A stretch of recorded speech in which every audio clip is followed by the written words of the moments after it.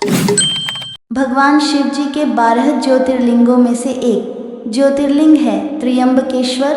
महाराष्ट्र के नासिक जिले में गोदावरी नदी के तट पर विराजमान श्री त्र्यंबकेश्वर ज्योतिर्लिंग। भगवान शिव जी के 3 नेत्र होने के कारण उन्हें त्र्यंबकेश्वर भी कहा जाता है। यह उस समय की बात है जब महर्षि गौतम पर गौ हत्या का झूठा आरोप लगा था।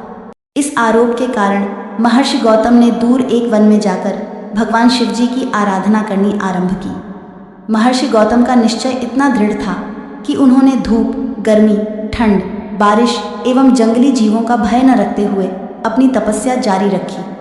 उनकी भक्ति और कठोर तपस्या के कारण वन का वह भाग जिसे उन्होंने अपनी तपोभूमि बनाया था, वहाँ दिव्य तेज उत्पन्न हो गया। उनकी भक्ति से प्रसन्न होकर भगवान शिव जी ने उन्हें दर्शन दिए और मनोवांछित वर मांगने को कहा। तब उन्होंने भगवान भोलेनाथ से कहा, प्रभु, यदि मेरी भक्ति सच्ची है तो कृपा करके यहाँ देवी गंगा को नदी के रूप में भेजें, जिससे मुझ पर लगा गौ हत्या का आरोप झूठा साबित हो जाएगा। तब भगवान शिव जी ने कहा, हे ऋषि गौतम, देवी गंगा पहले से ही धरती पर विराजमान है और उन्हें वहाँ से यहाँ स्थानांतरित नहीं किया जा सकता, परंतु देवी गंगा के स्थान पर देवी गोदावरी यहाँ नदी के रूप में स्वयं विराजमान रहेंगी और उनकी उत्पत्ति ब्रह्मगिरि पर्वत से होगी। भगवान शिव जी के इतना बोलते ही ब्रह्मगिरि पर्वत से जल की अविरल धारा बहने लगी।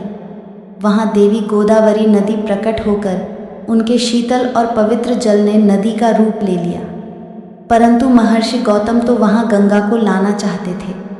गंगा नदी के स्थान पर वहाँ गोदावरी नदी के आने से उन पर लगा झूठा आरोप तो मिट गया, परंतु उनके मन की संतुष्टि नहीं हुई। देवी गोदावरी को गौतम ऋषि की मन की स्थिति समझ में आई। उन्होंने भगवान शिव जी से प्रार्थना की, हे शिव जी, आप यहाँ ज्योतिर्लिंग के रूप में विराजमान हो जाएं।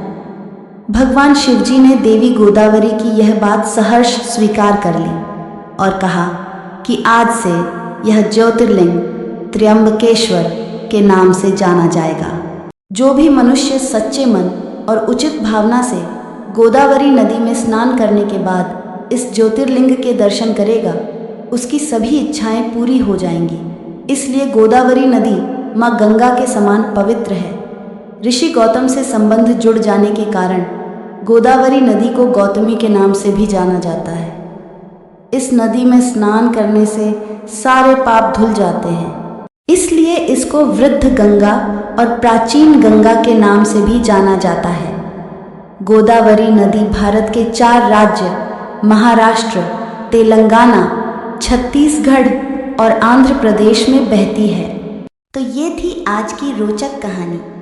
अगर कहानी पसंद आए तो लाइक शेयर करें और चैनल को सब्सक्राइब करना मत भूलना। धन्यवाद।